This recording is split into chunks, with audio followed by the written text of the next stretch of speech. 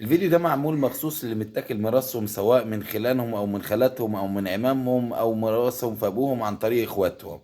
لو عايز تحبس اللي كل ميراثك ده، اسمع لاخر الفيديو وانا اقول لك ترجع حقك ازاي وتحبسه.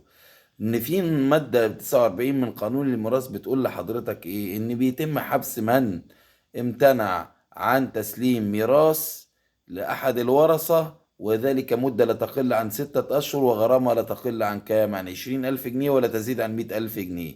يعني ممكن تحبسه، ممكن أحبسه، أو بإحدى هاتين الغرامتين، العقوبتين.